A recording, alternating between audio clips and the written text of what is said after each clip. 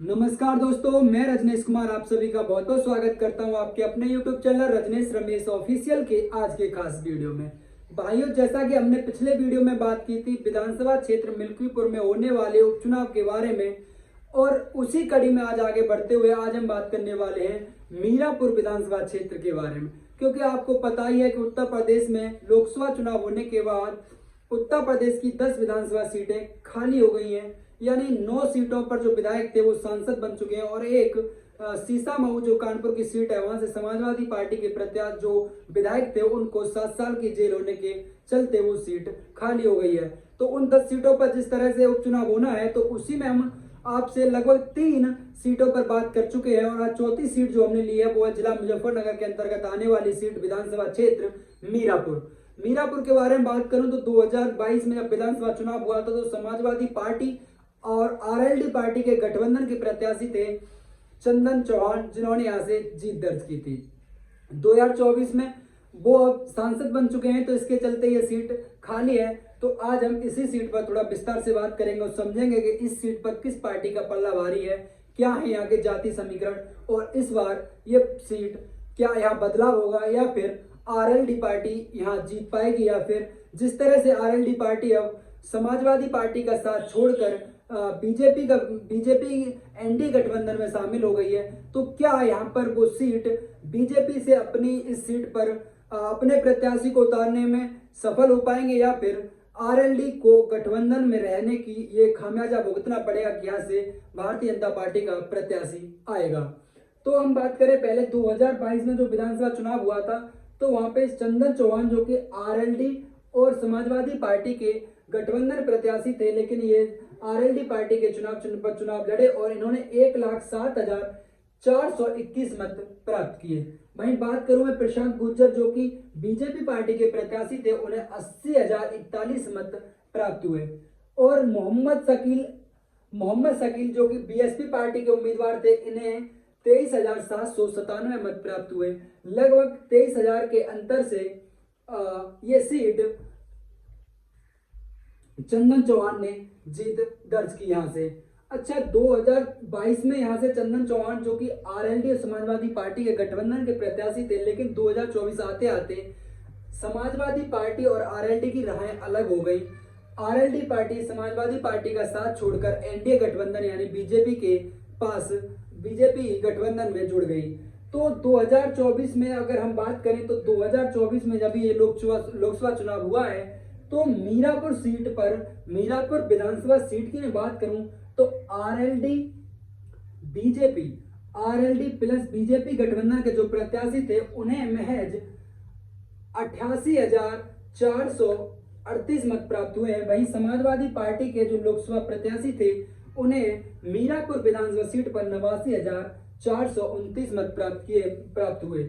यानी मैं ये कहूं कि 2024 लोकसभा चुनाव में यहाँ पर समाजवादी पार्टी के जो प्रत्याशी थे उन्होंने मीरापुर विधानसभा क्षेत्र पर 991 वोटों की बढ़त हासिल की थी। यानी 2024 में मीरापुर सीट को समाजवादी पार्टी जीतने में सफल रही है। हालांकि ये लोकसभा चुनाव था, तो उसके अंदर ये मीरापुर विधानसभा सीट पर समाजवादी पार्टी प्रत्याशी को 991 मतों की बढ़त मिली थी। अब मैं बात करूं 2017 में जब विधानसभा चुनाव हुआ था, तो यहाँ पर समाजवादी पार्टी जो कि अपना अलग लड़ी थी, और वहीं बीजेपी पार्टी भी अलग लड़ी थी, और आरएलडी यहाँ पर अलग लड़ी थी। यानी तब समाजवादी पार्टी किसी गठबंधन में तय नहीं थी। मैं ये कहने का मतलब मेरा ये है कि 2017 में यहाँ पर समाजवादी पार्टी का खुद का कैंडिडेट था। तो 2017 में जब यहाँ पर समाजवादी पार्टी के खुद के कैंडिडेट थे, तब अवतार सिंह बढ़ाना जो कि बीजेपी पार्टी के प्रत्याशी थे उन्होंने 69,035 मत प्राप्त किए। वहीं जो समाजवादी पार्टी के प्रत्याशी थे लियाकत अली, उन्हें 68,842 मत प्राप्त होते हैं, और महज 153 मतों से यहाँ समाजवादी पार्टी के प्रत्याशी पिछड़ जाते हैं और जीत अवतार सिंह बढ़ाना यानी बीजेपी प्रत्याशी की होती है। मेरा ये 2017 तक का आपको आंकड़ा दिखाने का जो मकसद था वो यही था कि यहाँ पर समाजवादी पार्टी भी मजबूत है, और मजबूत होने का जो सबसे बड़ा रीजन है वो है कि मीरापुर विधानसभा क्षेत्र मुस्लिम बहुल क्षेत्र है। लगभग 1.5 लाख के आसपास यहाँ पर मुस्लिम समाज के मतदाता हैं। तो 2017 में जब समाजवादी पार्टी और बीजेपी पार्टी के बीच जब आमना सामना हुआ तो महज 193 मतों से यहाँ बीजेपी पार्टी के प्रत्याशी अवतार सिंह बढ़ाना को जीत हासिल हुई। अब वहीं जब हम देखते हैं कि समाजवादी पार्टी और आरएलडी का गठबंधन था 2022 में, तब यहाँ जीत आरएलडी की होती है। और 2024 में जिस तरह से समाजवादी पार्टी ने अपना प्रदर्शन किया था वो यहाँ भी देखने को मिला कि मीरापुर विधानसभा क्षेत्र पर उनके लोकसभा प्रत्याशी बीजेपी प्लस आरएलडी के प्रत्याशी से 991 मतों की बढ़त लेकर आगे बढ़े। अब मैं बात करूं यहाँ के जातीय समीकरण की, तो मैं पाता हूं कि ये मुस्लिम बहुल सीट है और यहाँ पर लगभग 1,40,000 मतदाता मुस्लिम समाज से आते हैं। वहीं एससी समुदाय के भी लगभग 50,000 मतदाता और जाट समुदाय के 30,000 और गुर्जर समुदाय के 20,000 मतदाता हैं। वहीं अन्य की भी संख्या है, लेकिन ये वो 4 समुदाय हैं जिनका यहाँ पर राजनीतिक दबदबा है। बीजेपी पार्टी ने यहाँ पर हमेशा गुर्जर प्लस जाट को जोड़कर एससी समुदाय को साधने की कोशिश की है। वहीं समाजवादी पार्टी के 2017 में जो प्रत्याशी थे लियाकत अली, वो मुस्लिम समुदाय से थे, लेकिन जब 2022 में गठबंधन हुआ तो आरएलडी ने चंदन चौहान को चुना और चंदन चौहान जो कि गुर्जर समुदाय से आते हैं। इसके चलते समाजवादी पार्टी का जो मुस्लिम वोट बैंक है और गुर्जर और आरएलडी पार्टी जैसा कि जाटों की पार्टी है, तो उस तरह से इन तीनों समाज का वोट मिला और उसके चलते चंदन चौहान की यहाँ से जीत हुई।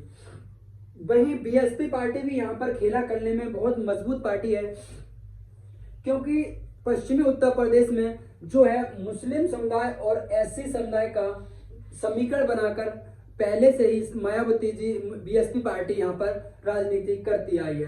तो इसके चलते यहाँ का मुकाबला अब देखने लायक हो गया है, क्योंकि ये मुकाबला बहुत दिलचस्प होगा, क्योंकि इस बार नगीना से आजाद समाज पार्टी काशीराम के संस्थापक चंद्रशेखर आजाद जीतकर संसद पहुंचे हैं। वहीं बीएसपी पार्टी का कोई भी प्रत्याशी जीत दर्ज नहीं कर पाया, यानी उत्तर प्रदेश में उनका खाता भी नहीं खुला लोकसभा चुनाव में। तो एएसपी जो आजाद समाज पार्टी है और बीएसपी दोनों ही पार्टियों का यहाँ पर आमना सामना होगा, क्योंकि ये सीट एससी प्लस मुस्लिम का कॉम्बिनेशन बनाकर यहाँ पर बीएसपी पार्टी यहाँ पर राजनीति करती आई थी। उसी के चलते इस बार एएसपी पार्टी जो कि आजाद समाज पार्टी चंद्रशेखर आजाद भी इस सीट पर चुनाव लड़ने का उनका पूरा मन है। यहाँ आजाद समाज पार्टी का प्रत्याशी देखने को मिलेगा, यानी इस सीट पर इस बार 4 पार्टियां आमने सामने होंगी। बीजेपी और आरएलडी में से किसी एक को, सपा और कांग्रेस में से कोई एक, वहीं बीएसपी पार्टी और एएसपी पार्टी भी दोनों ही पार्टियां यहां अपना प्रत्याशी उतारने वाली हैं।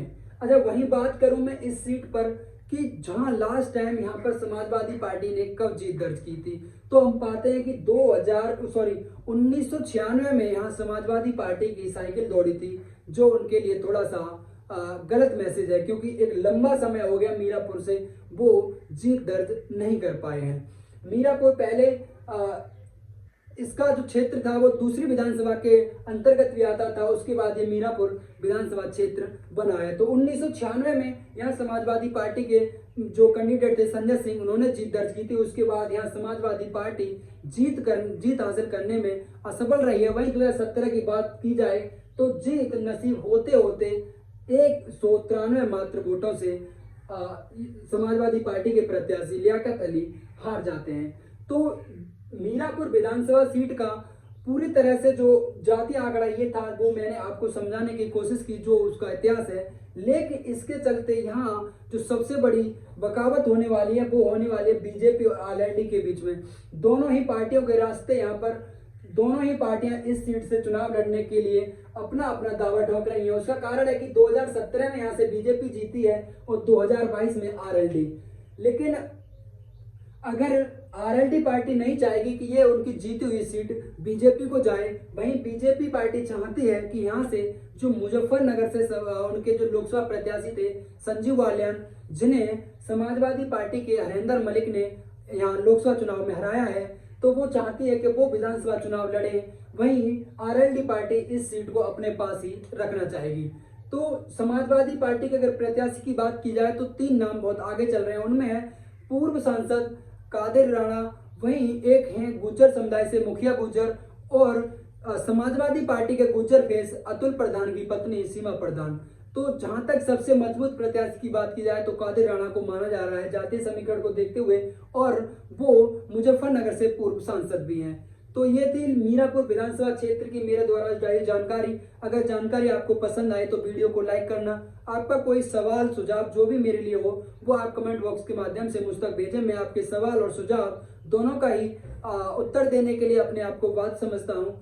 और हमारे साथ इसी तरह जुड़ने के लिए अगर आप हमारे यूट्यूब चैनल पर पहली बार आए तो चैनल को सब्सक्राइब करके बेल आइकन ऑन कर लें, और अपने जानने पहचानने वाले भाई बंधुओं में इस वीडियो को ज़्यादा से ज़्यादा शेयर करें। तो मिलते हैं अगले वीडियो में, तब तक के लिए जय हिंद जय भारत।